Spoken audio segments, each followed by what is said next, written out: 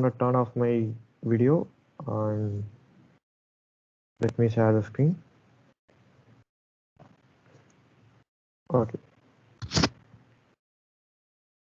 So all of you can see my screen, right? Vinod, it is visible for us. Yeah. Okay. So I'll share the notebook to you, ma'am. Okay. Yes, Mayas. So before that, a little bit theory you have to know. And so basically, what we seen yesterday, we create a dummy data and we just load it in PyTorch as tensor, and we created the neural network, and we created the training loop, and we just visualize the data, which is uh, you know uh, yeah, with positive correlation. And we have to find the better line. We have to find the fitting line which represent the data perfectly. So we just optimize using gradient descent, and we find the WNB and just apply it, and we just finish it the final step. So those were the continuous data, like numerical data. But now we're gonna do for which last time we seen for structured data. Many of you know about what is structured and unstructured. Can anyone say what is the difference between structured data and unstructured data? Vinod, do you want to unmute the participant? I didn't give a permission. Yeah, ma'am. Please Oh, unmute it. yeah, So yeah, yeah, it yeah. will be good. Yeah, I've allowed them. They can yeah. unmute themselves and ask questions. Or they can where they can put a Chat is text-based question. chat Where also is there. Message. where can I see, ma'am? I don't. Message. Yeah, next to that you have something called messaging.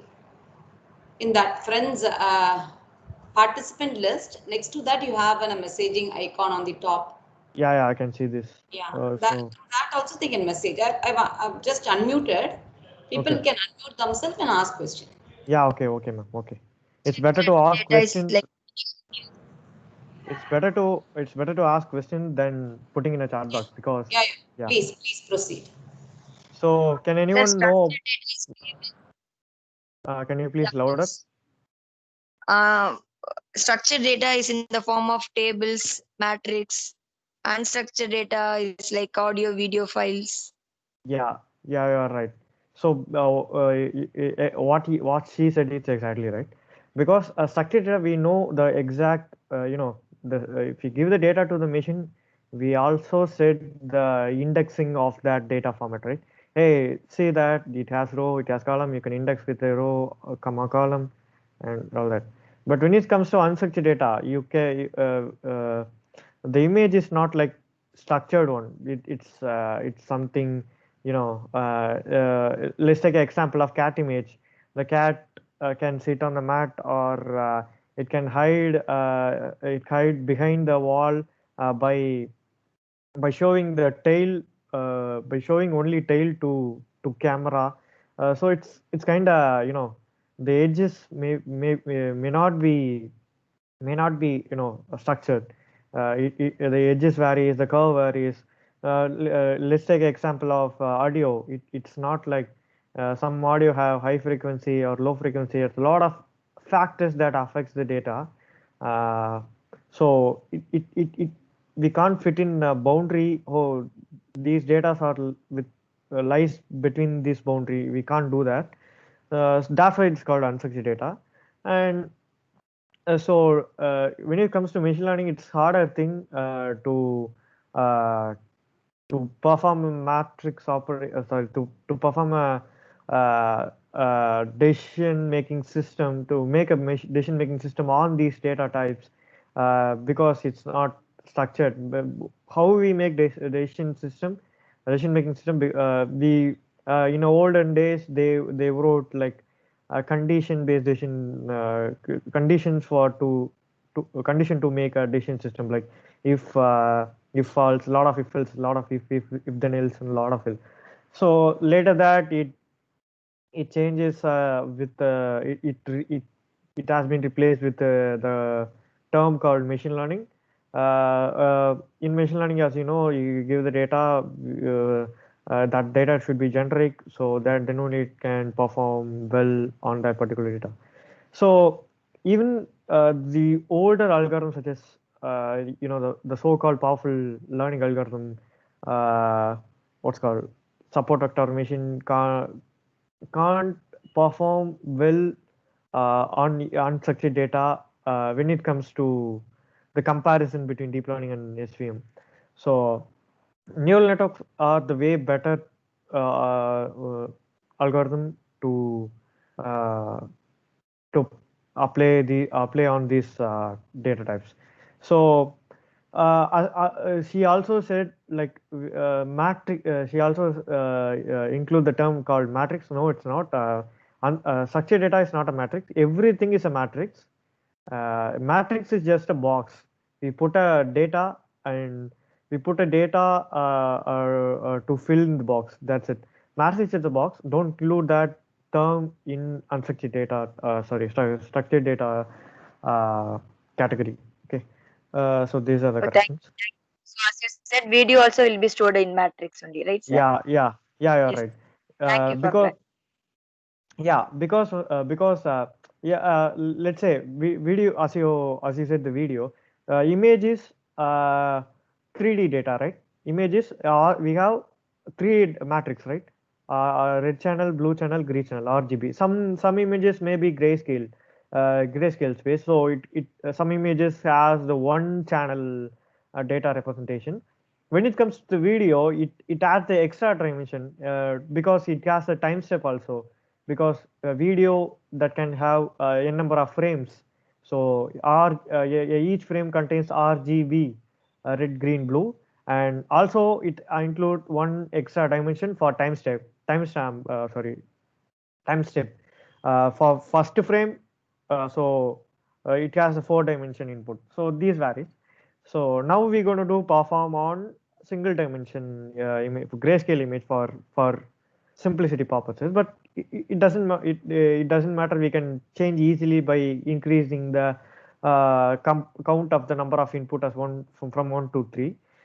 So now we're going to do the image classification, which classify, if you show the digits image to this neural network, it will classify as which category it belongs to. So these are the thing. So okay, let's start. Okay.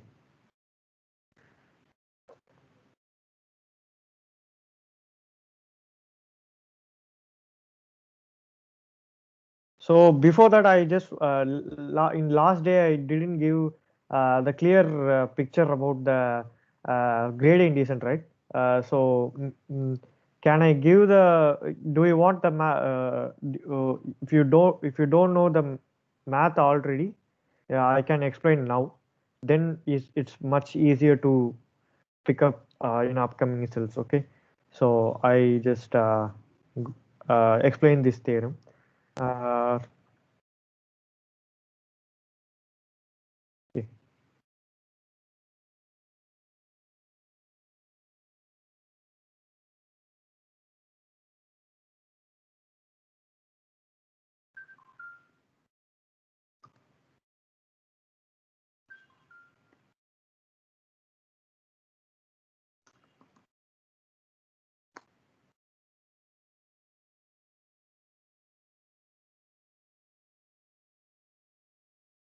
Okay, so in a linear regression, as I said before, the formula of target is just wx plus b, because it has a single input and single output.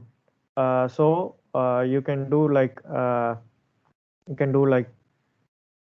single feature input, right? So x1, it will be linearly combinated with w and added extra term bias, and it will be y. So these are the thing. These are the neural network picture. Okay. Yes, it's a neural network with single input and single output units. and this is our input layer, this is an output layer.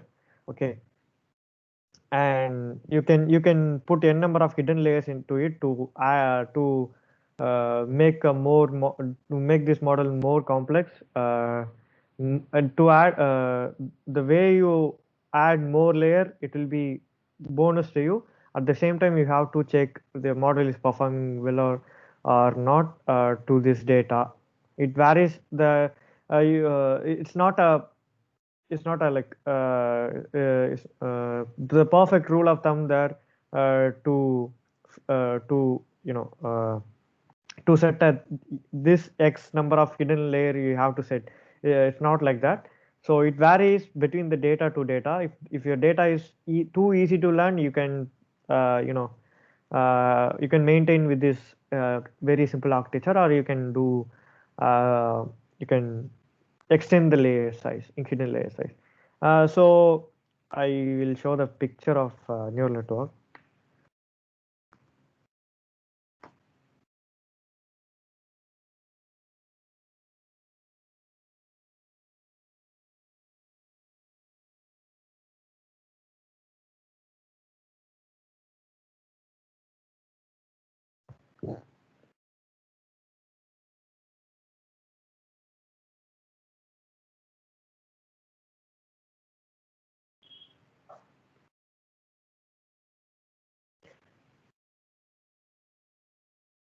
So as you can see, this is an input layer.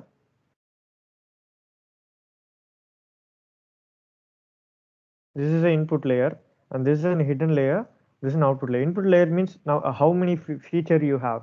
In the last time we have one feature as a one feature as a input. So if you have two features mean like if like let's say you're gonna predict the number of predict the house price prediction. You're gonna do house price prediction. The feature is based on what feature you're gonna do predict. In what feature based you're gonna predict the price, right? For example, the first feature is a number of bedrooms, and second feature is the number of number of in where the house is located, because right. Yeah, any doubt? Okay. Okay, so just you just it's just based on the data that you have.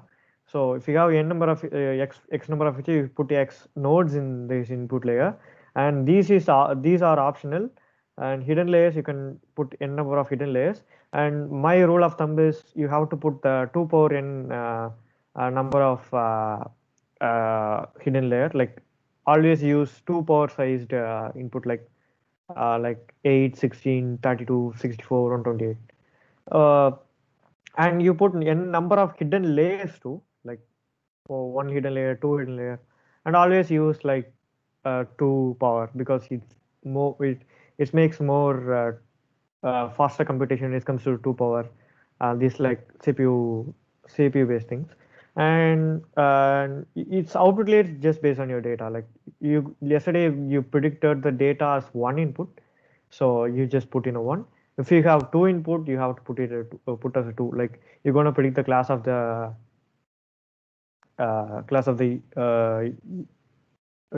digits as in this topic. You're gonna put 10 units in the output layer, because the digits lies in 0 to 1 to 0 1 2 3 4 2 9, right? So you're going to do 10. So it will blink the light. Light means it shows the one which if you show the one to neural network, it will the first layer sorry, second 0 is first. So second layer will be 1, another will be 0 0 1 0 0 0 odd. So these are the thing, and these are the clear picture. Okay.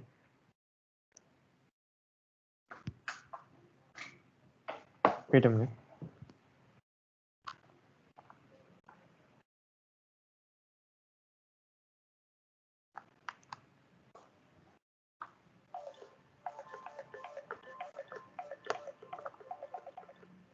So we see we're gonna see the formulation for this neural network.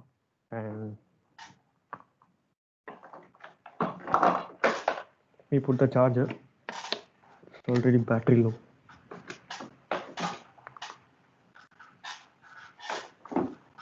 Okay.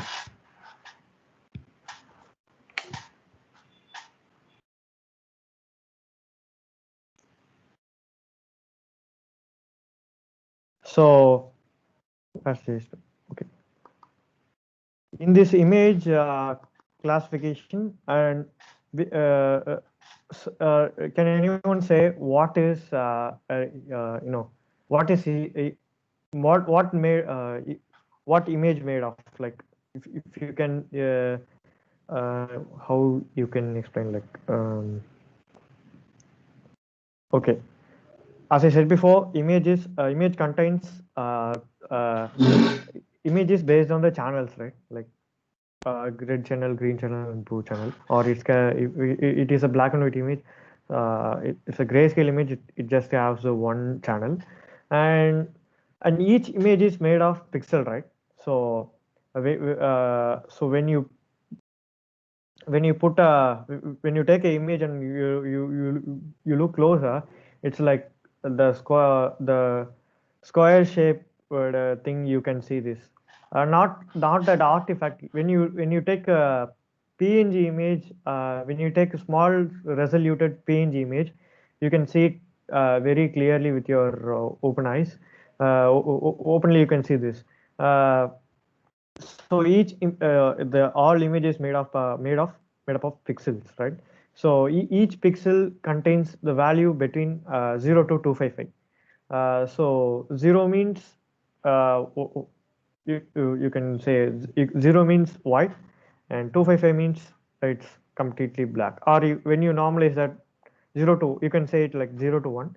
0 means white, and 1 means black. So so some of you, like, color addition, you learned before, like in the school days, like when you add red and green together, it will give some color, right? So it's a just color theory. It's not needed for you. So this is how you represent image. So each image is so when you put an image in a program, it will read as a matrix. So in each index, it has the value which represent the pixel value of the image, or that of that particular channel of that image. So right now, if image is 2, so it will be like 0 0 0 1 0, kind of 1 1 2, sorry, 1 1, another will be 0. So I have the gif of that, like,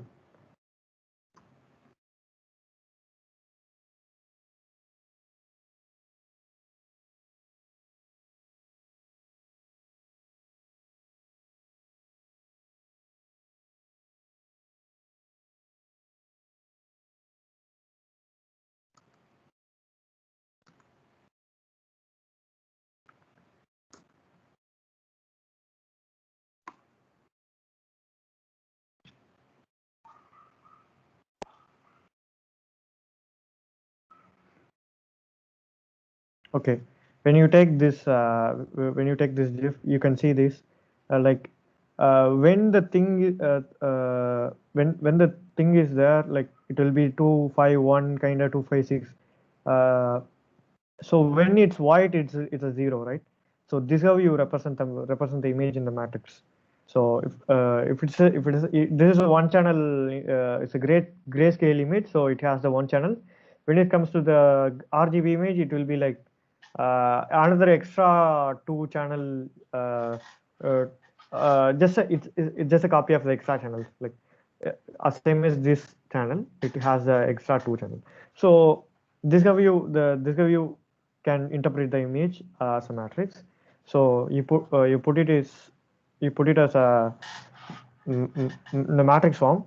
So if it is a yeah, as I said before, the feature in the input layer, you put a feature, right? So number of bedrooms or number of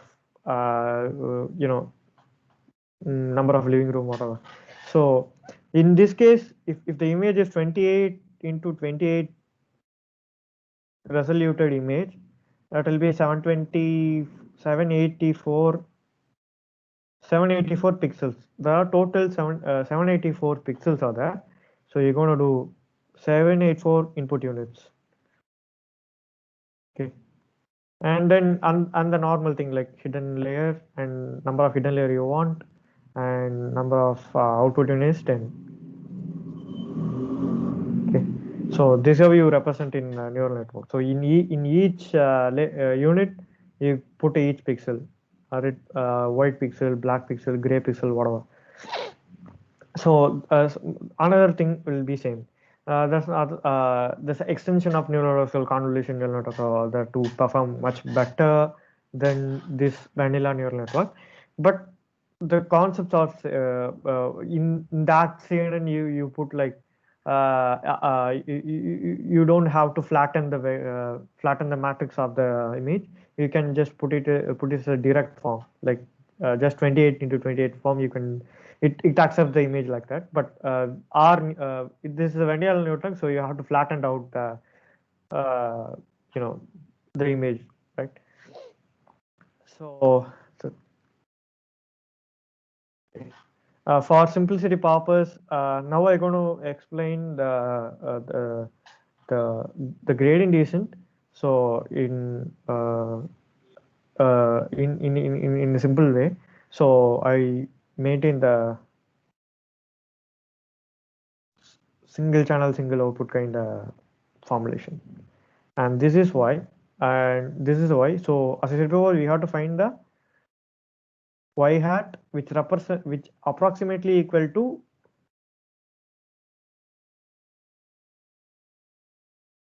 this ground truth. So this is in AI they call like universal approximation theorem. Universal approximation theorem. So you basically in the problem space, the space, somewhere the solution is there, but you can't see it in your eyes. Let's say you are in the dark room. Your master says like, yeah, you have to find the switch, which gives little amount of light to this room. The perfect switch is there in somewhere in the dark room, but some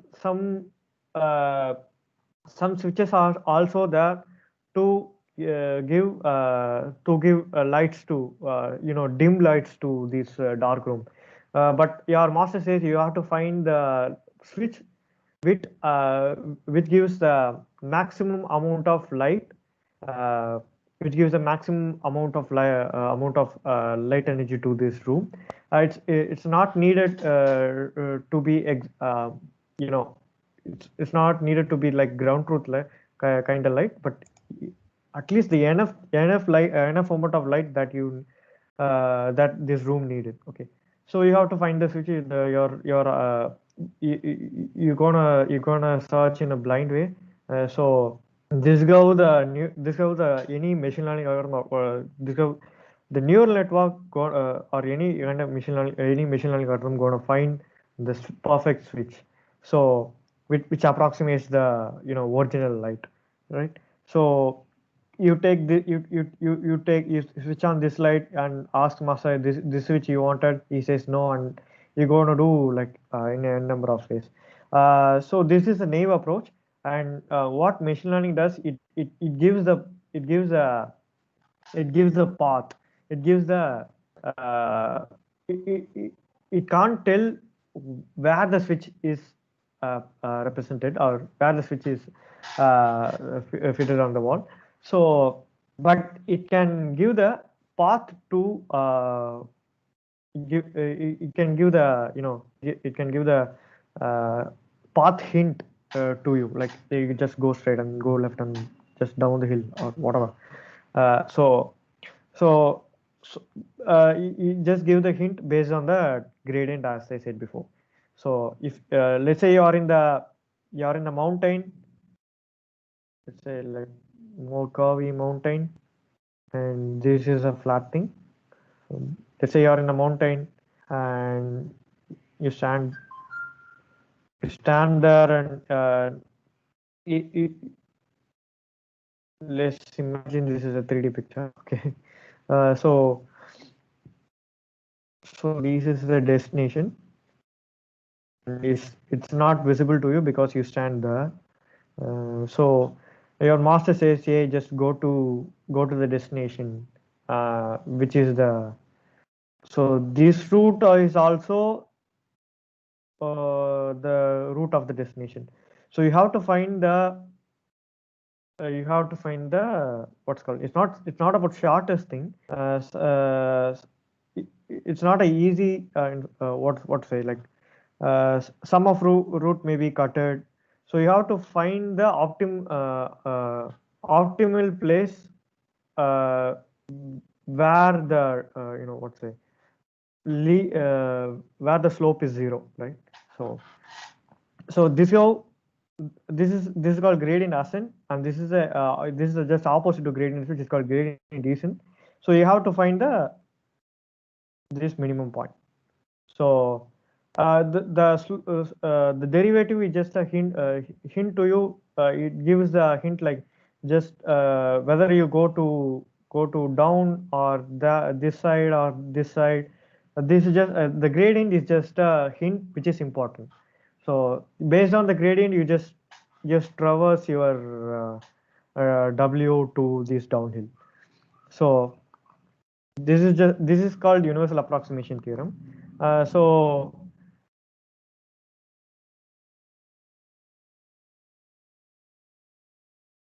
as I said before, like connect you are பண்ணிட்டாங்க. அப்புறம் அந்த இது போட்டு சாப்பிட்டேன். எப்படி எடுத்து நமக்கு okay. இதுவா? Yeah. So you let's say this is the axis of W and this is a loss. So your neural network randomly selected this as a W. When you initialize neural network, it will be randomly initialized. So okay. So இல்ல இல்ல you just find the derivative at this point, and you just let's say this weight is 3, and when you find the dw of this point, and it will be 1. You have to reduce W is equal to existing W minus the gradient, which is 1, like 2. So you have to reduce to this point, and as yeah. So this is how you just update your existing weights to reach out the optimum point. And there's also a term called learning rate. Yesterday I didn't explain that. What is that is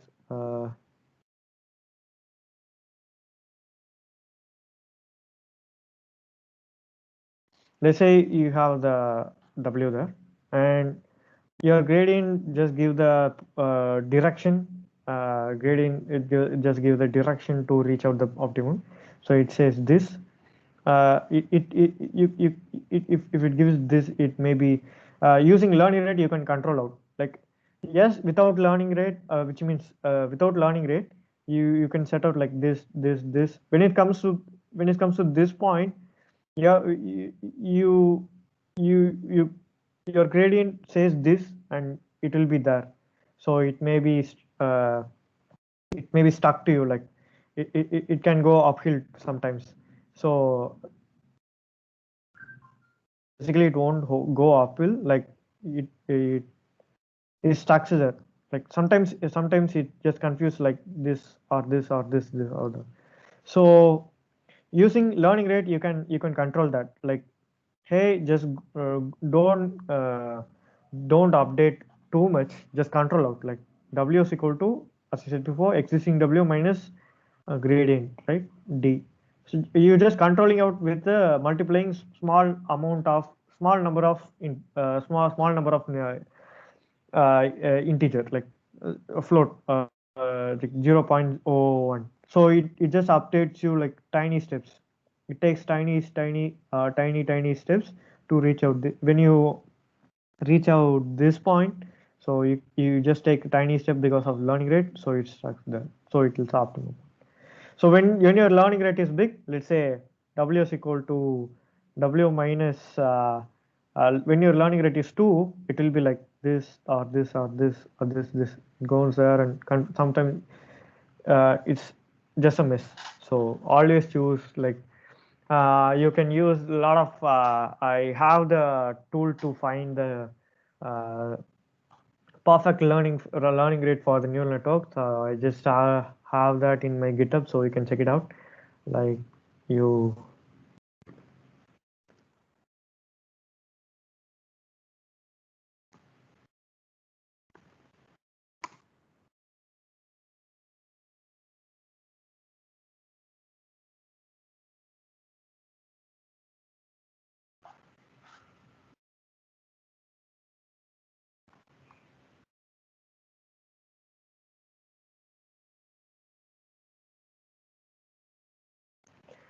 So check in the Hotnet branch.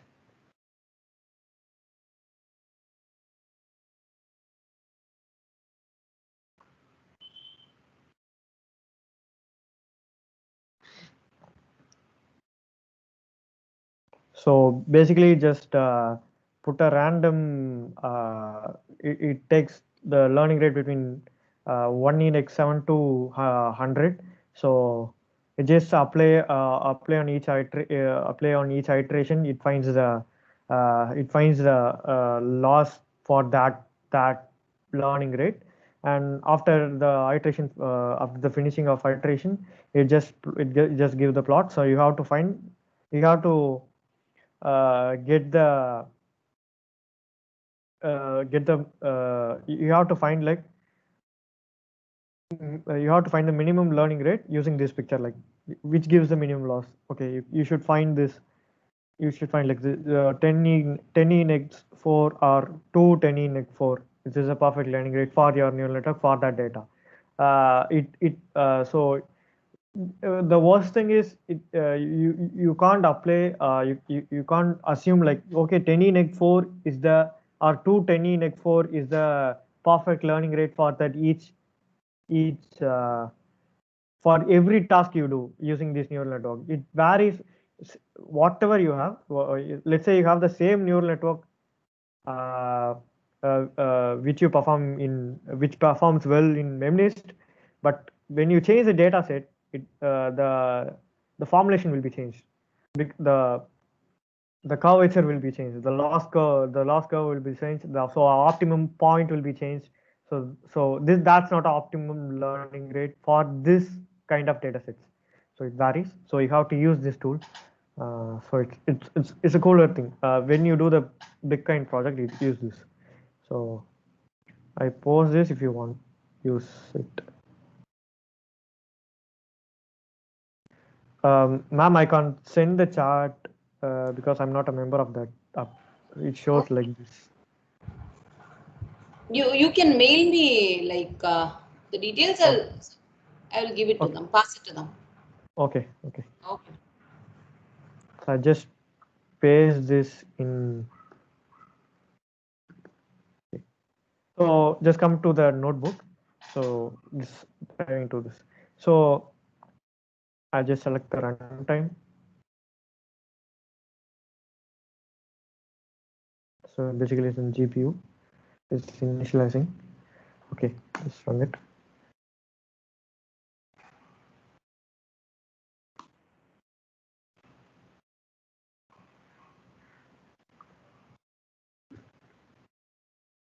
So I set the device's GPU. Okay. Basically, it just automatically finds what device the system is using. So if torch available, it will be CPU, or else it's given as just syntactic sure of if else. Okay. Uh, so basically, I'm going to use the data called MNIST. It's available. It's directly available from PyTorch just import that data set, like kind of approach. Or you can use your own data set, like I explain this later how you can do this. There's also feature for called image folder. You can use that option to get the image from your hard disk to put it in the Python. So basically, the dataset.mnist from for Torch Vision, the Torch Vision is another library from PyTorch. The Torch Vision.import datasets. So dataset.mnist, it automatically downloads the data to your root data one. It creates a data one folder and put that thing in this this folder. Just it's a train. Yes, you just download it.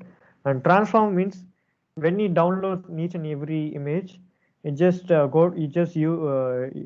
say, hey, use this pipeline when you finish the download. So just pass your image, pass the image and resize to 28 by 28, which is or you can use like random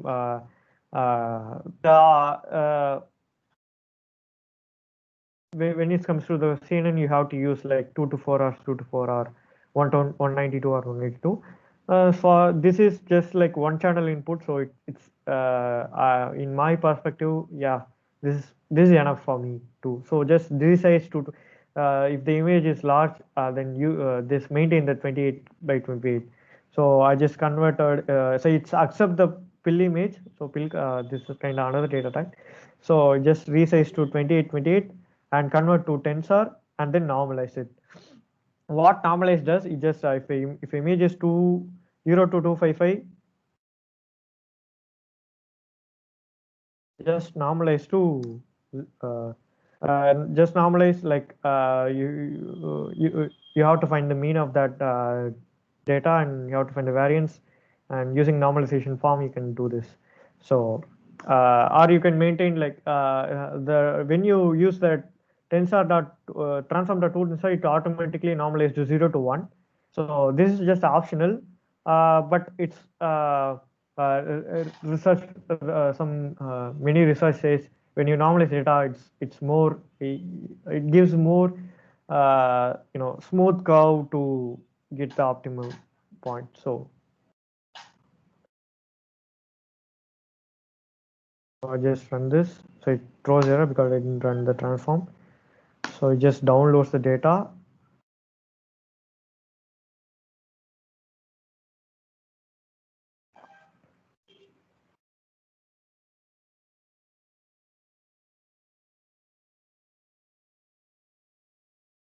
So when you check this folder, as you can see, the data 1, data 2, which is validation set and training set. So if you can it creates some in this folder, and it has the we all need process thing. It's a PT file. It has the loaded, it transform the data using this transform pipeline and put it in this training test. No, this is just raw images, so you don't need this. It's a zip file. When you unzip it, you can see the JPEG images. So you don't have to worry about this. Yeah, it's all loaded in training dataset variable. So you're not going anything in you're not going to deal with anything with these folders. So let's check the data set first. So we have the training set, right? Training set. So training data set.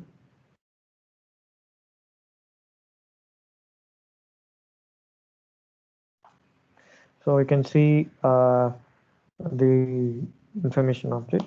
So when you can do the indexing. You can check the length of the training data set. So it's a 60,000 handwritten images. So 100 digits. So you can check like indexing kind of training data. When you do the index 0, it gives the first data. It returns X and Y, which means the particular data on that of that class as well, like data comma class.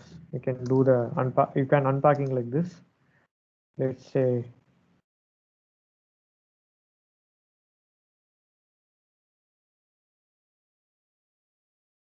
so when you check the data dot shape, when you check the data, it's a tensor because so you can check like shape.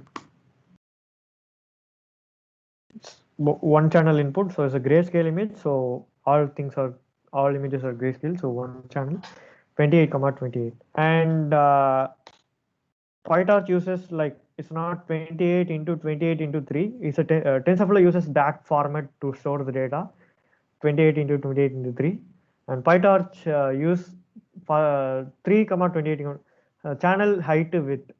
PyTorch uses height width channels. Sorry, TensorFlow uses height width channels. PyTorch uses channel height width. So when you check the target, it says it's a fifth image. So so we can't visualize the data, right? Because it's in the tensor form. So we're going to do we are going to check if the data is correctly loaded, and the class is assigned as and we're going to check the class is correctly assigned or not. So so I just take the second image in the training set, and 0 is the data and 1 is the target, right? So training data 0 and 1 target. So I store it in x comma y. So basically I wrote a function because it's a tensor, right? We can't visual plt.imshow directly can't accept that x because it's a tensor.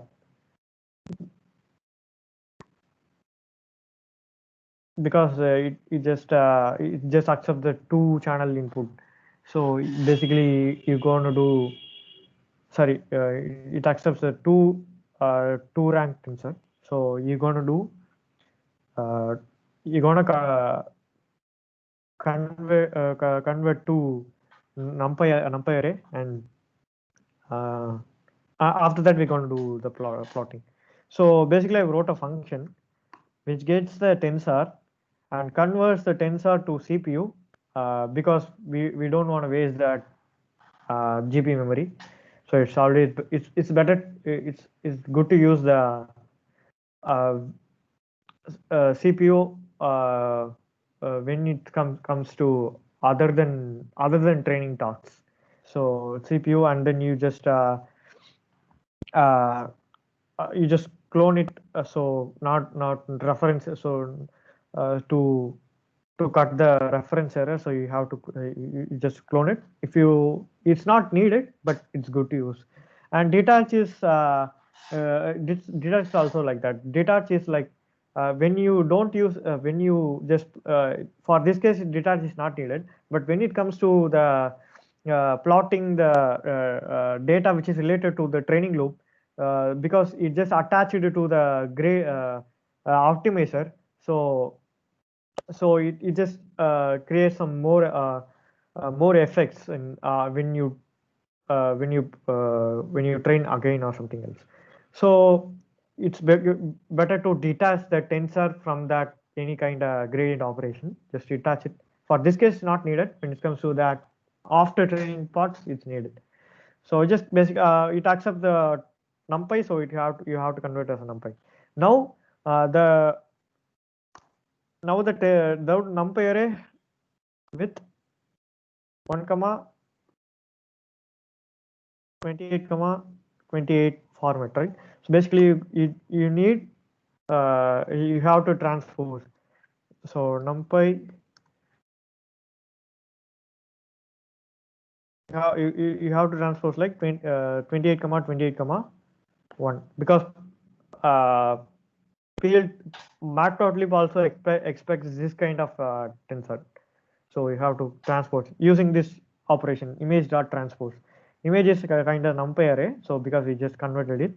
So basically we just say transpose the indices, like the first index comes 0 and second index comes first position, and 0th index go to last position. So let's say this is the 0th index, go to last position. Second index comes to first, and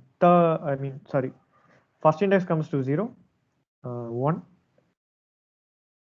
and last index comes to first thing. So just transpose it. And then the important thing is we just normalize the data, right? So when we want to visualize data, we have to denormalize it to back to that same position.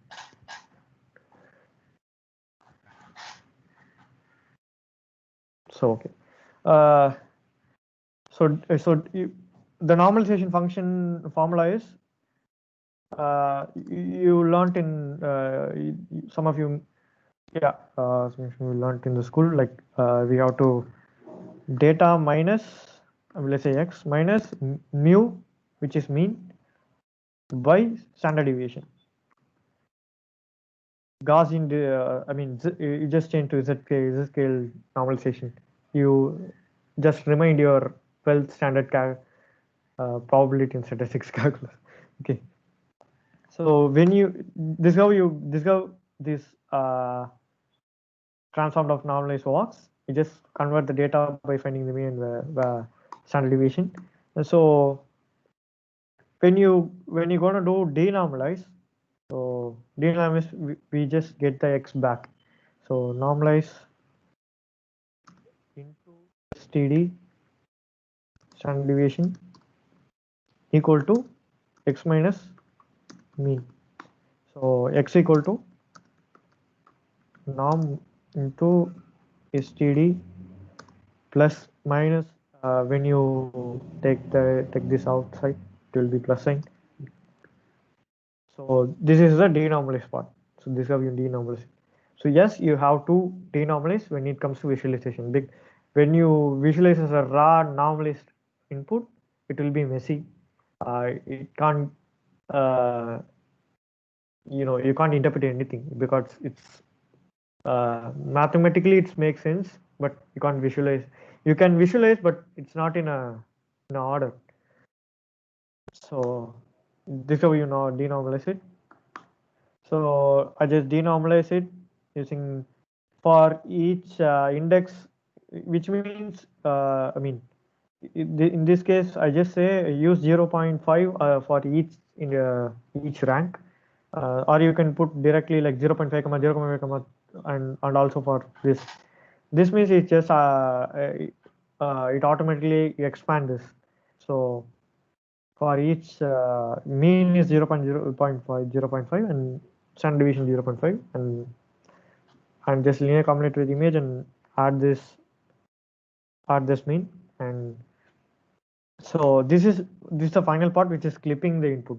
Clipping means when you denormalize some images maybe go to let's say clipping means, let's say when you say clip 0 to 1, if the any number of image in, let's say let's initialize the random tensor.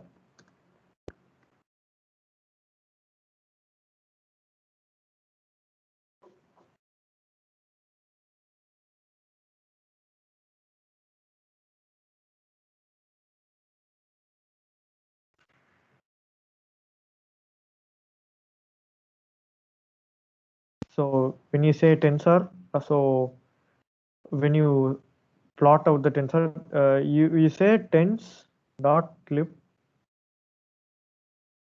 0 to 1.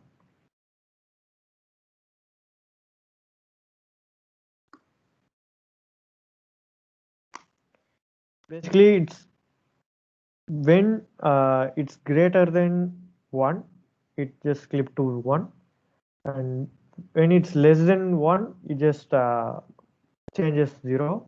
Otherwise, that yeah, the same thing. So this is how the clip works. So it's better to use the clip. Some of images maybe have 0.9, so we have plt.plot accepts the integer, not float. So you should do this. New version accept the float, but I don't think so. So basically, you just convert the image dot convert and you pass the tensor, it just returns the cleaned image and you can plot it out. So it's 4, and when you say when you check the y, it should be 4, right?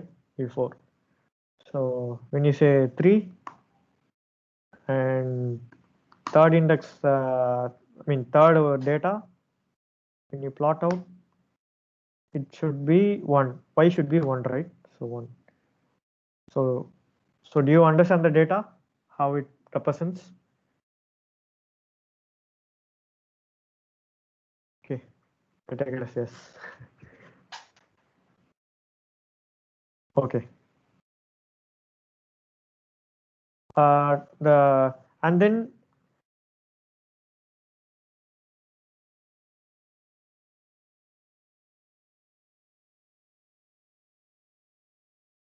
so when you say 1 eneg 3, it's like 3 decimal point from 1. When you put like 5, it's a 0.004.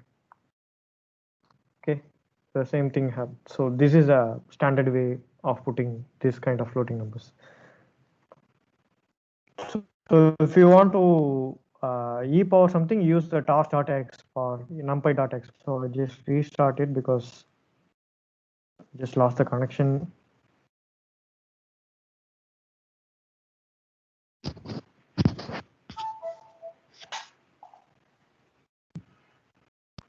So okay.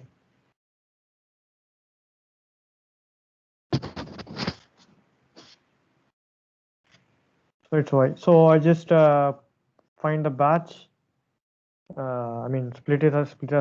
Splitting as a batch, and I also include the classifier. So I create a model. Okay. So I just name as a classifier, or you can name whatever you want. But this is much needed one in a dot module, and in the constructor you just pass for previous in the previous session you just put input unit and output unit. Right now I'm gonna use the hidden layer as well. So I just gonna do number of hidden layer. Yes, number of hidden layers are 2. So H1 and H2. So 784, 125, and I want to use 2 hidden layers, 784, 125 and 65 units. Each hidden layer contains 125 and 65 units. So I just define the first input unit. So input unit, the output unit will be go to H1, right? H1. So and then I gonna use ReLU. It's an activation which gives more. It just breaks the nonlinearity. So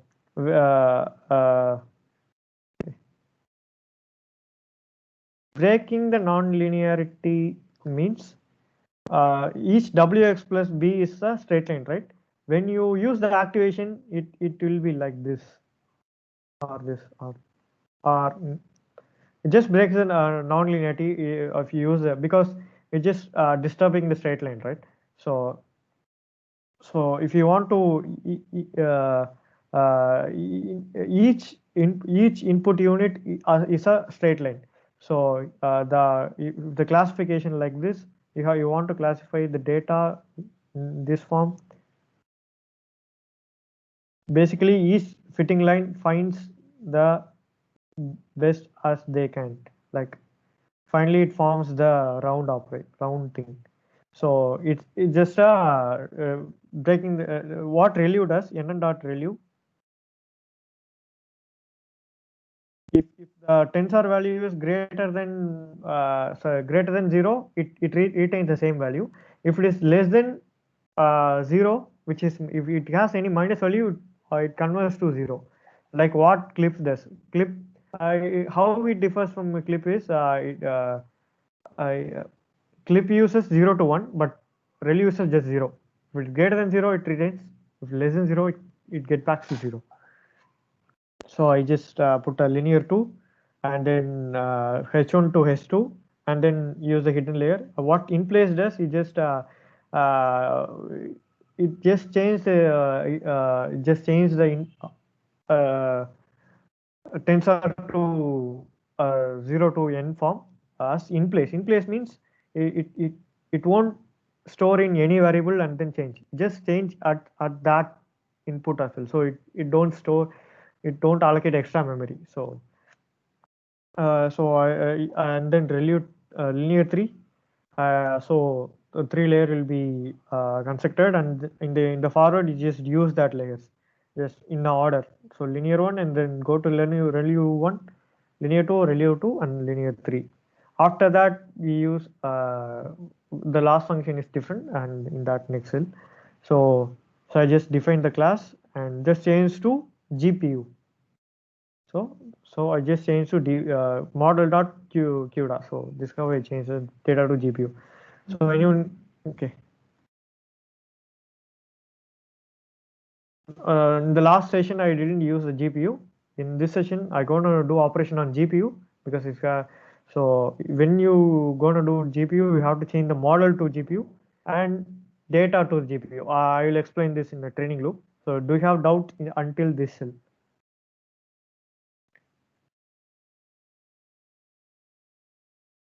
Okay, take it as no. Okay, after that I gonna use the last function, and I explained the last function after that completion of training. It will be much it makes sense. So last time we used the least square loss, like MSC loss. So just cross what I explained the what cross interpreters in the last cell. Okay. So task dot you just initialize optimizer and pass the model dot parameters and put the learning rate as 0.01. Okay. This is my experimentation result, so I just get 0.01.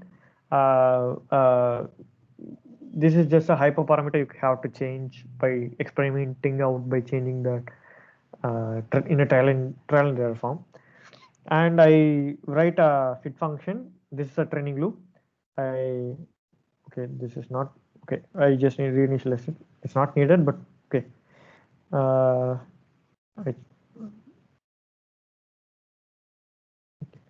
So I just create a running loss array, a running loss history, and running loss history mean for each iteration how loss we get to plotting to get the for plotting features. So I just initialize this for stuff. It is a validation losses and okay. For I set epoch as 100. So for each iteration, I just running loss 0. And now if it's we have the train loader, right? Training loader. This is a generator. Generator means we can't call it like in a straightforward approach. We have to use the loop. So for loader data in train loader in DTA,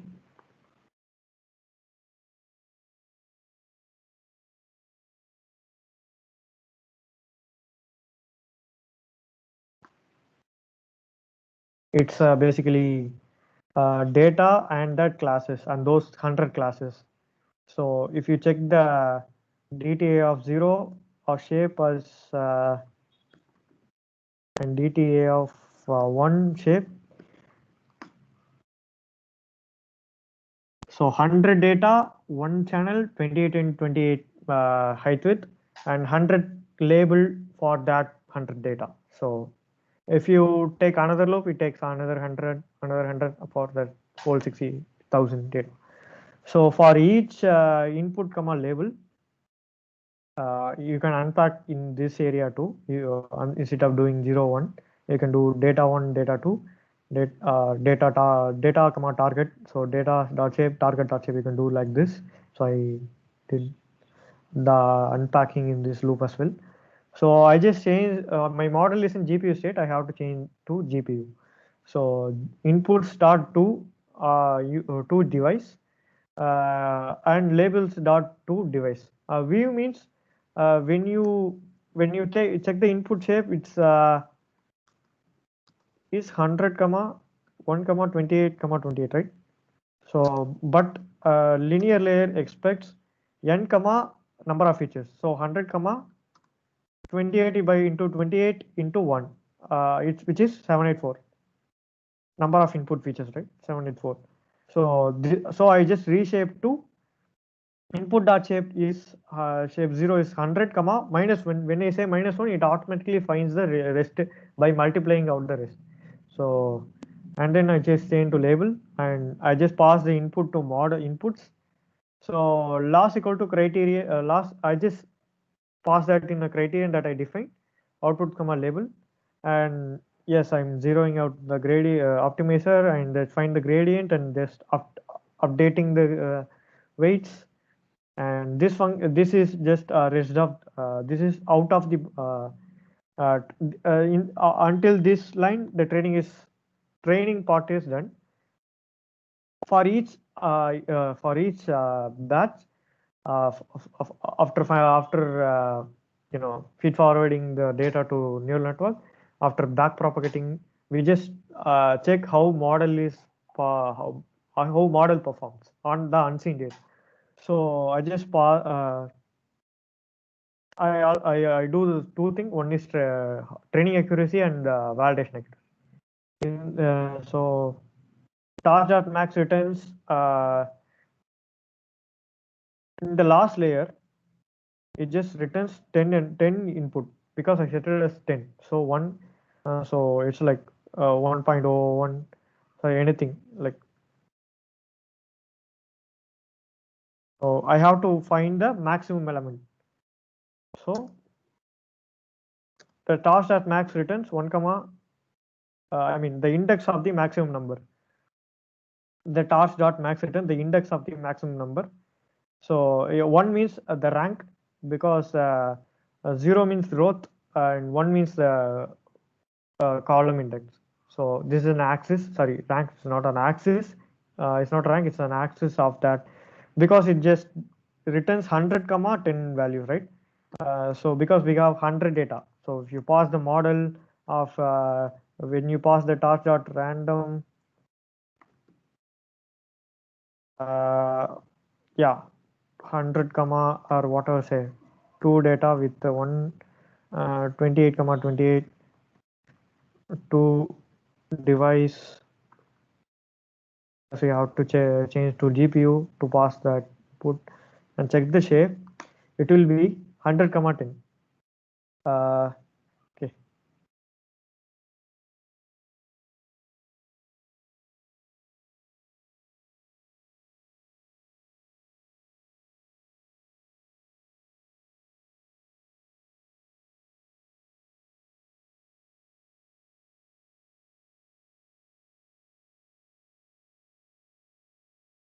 So we have to give like 784 kind of thing because we just reshaping, right? Because we set it as a 784 as an input unit. So 784 just return 2 comma 10 because for each tensor it just returns a 10 value. So I have to find the maximum element for that one. I mean first column wise best. So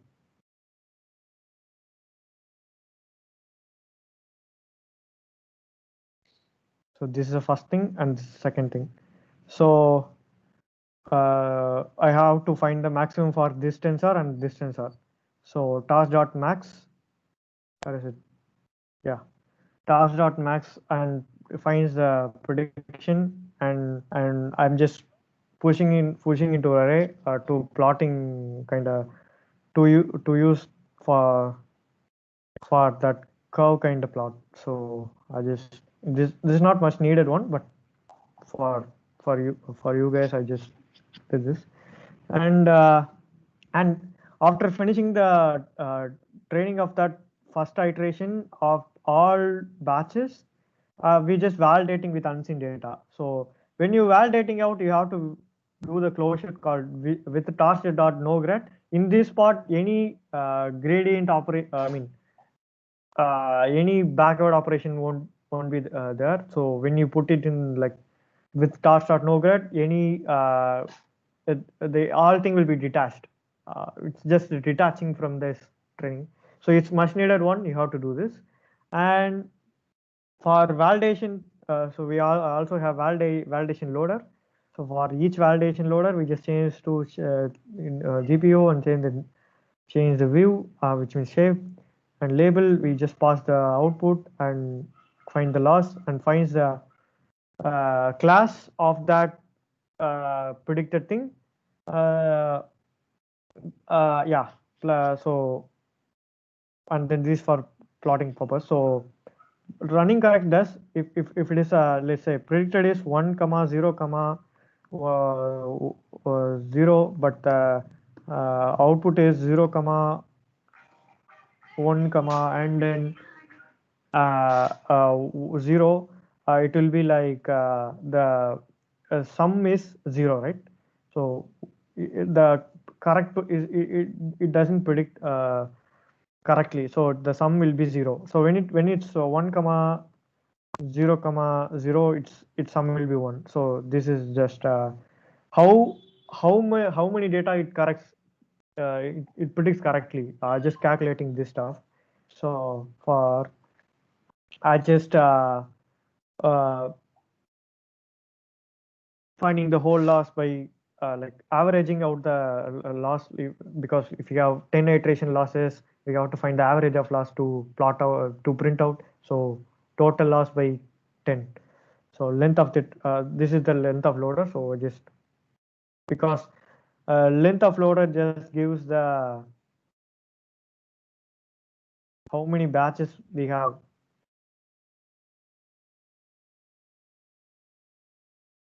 So we have each batches contain 600 element, 100 data. So 600 batches into 100 is 60,000.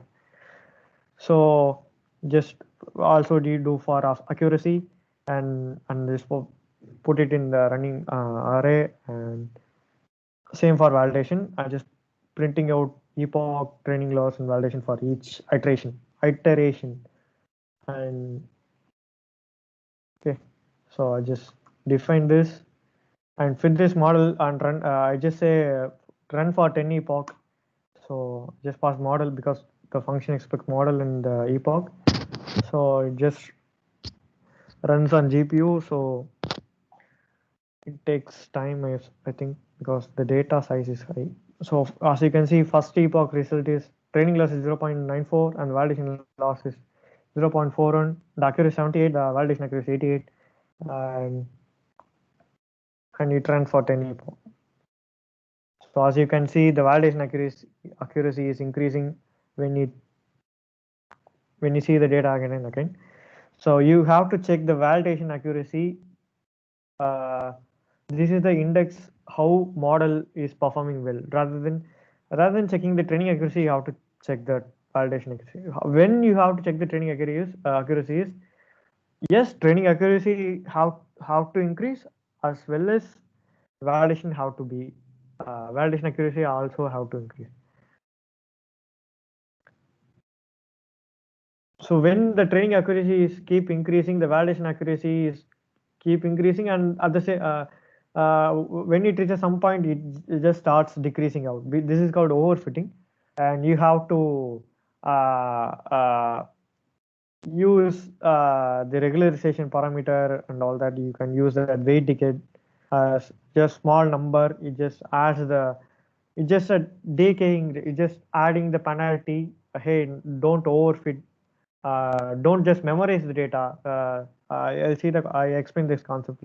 Okay, you're gonna write an exam. You just say math exam, and your teacher gives your teacher gives the question paper. Yeah, they just leak out the question paper. You just memorizing the each and every sum of that. But when you go to the exam, they give the different question paper. You will be like, what the hell? Uh, uh, you just memorize the data and you go to the exam, and you when you see the different question, you can't answer, right? So this is called overfitting. So you just penalizing the neural network. Hey, don't see, this is not a legal question paper. This is a model. You have to get the pattern from this model questions. So when you go to this mindset, okay, I just applied that formula to that problem, so I have to this problem is also same like what teacher gave yesterday, so I have to change the variable in that formula, so I get the result. This is how model have to perform. This is called best fit, and memorizing is all about overfit. So just completed. So when you check the accuracy is 95 and you're satisfied. So as you can see that loss is keep decreasing, and you check out this notebook after that we're going to do predicting on unseen data. So this is the objective of that model, right? So I just take this URL image. I just download the images from this URL using request.get. So this is called pill image. Image.open. Response.raw is just a response of image, and when you say image, it just gives you gonna predict what this image. You're gonna ask what this image to your neural network. So basically, just this is a RGB image. So when you check the shape or size, this is a 3-channel input, so it's a function. So sorry.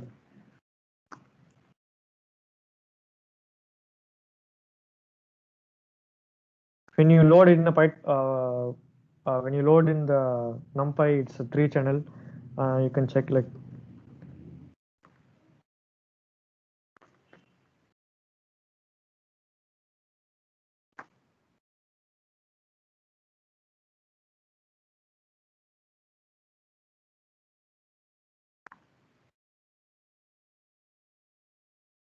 Okay, it's okay.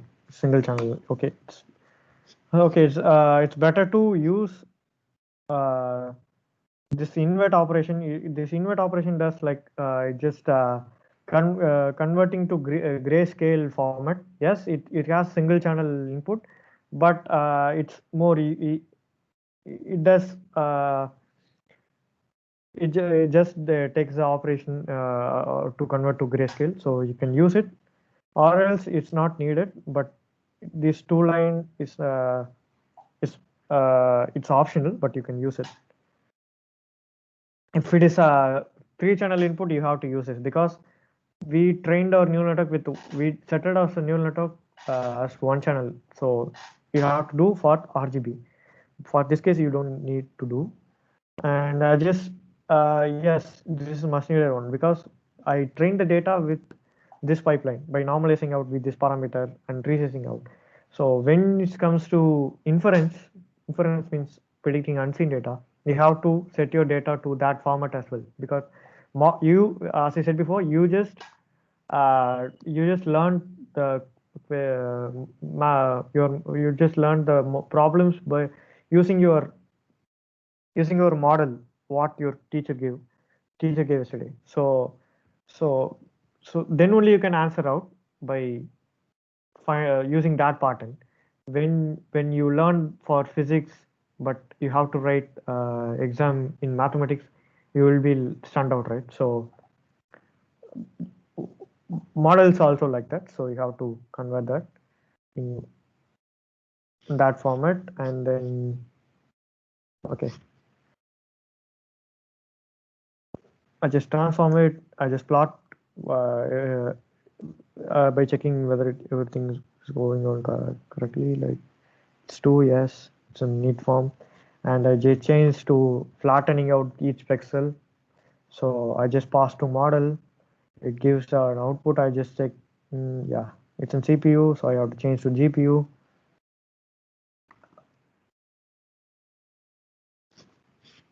So you have just pass out and get the maximum, and it returns to as output. So your question is, when, yes, we have trained our model. When it comes to the deployment, you have to train again. No, you don't have to. You can save the model using torch.av modeler and passing the file name. You just save the weights, which is W's and B's, a lot of W's and B's, to to saved weights.pt file. And when you wrote your model in Flask, when you do the web application, which gets the input from the user by choose file and gets the data, and you don't have to retrain our model. You just define the same neural network and load the weight using model.load state dict task.load map location device. So you don't have to worry about your model is trained on GPU, but your deployment server is CPU. You don't have to worry about that. You can use that map location to CPU.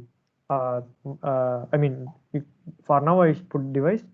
When your system is CPU, the device contains CPU. Device is called CPU, so it automatically maps the location. So you don't need the GPU deployment server. So you can load that, and the model will be loaded, and you can use for web application or whatever you can. So this is the end of this notebook. So anyone having doubt until this? Yes, we just finished out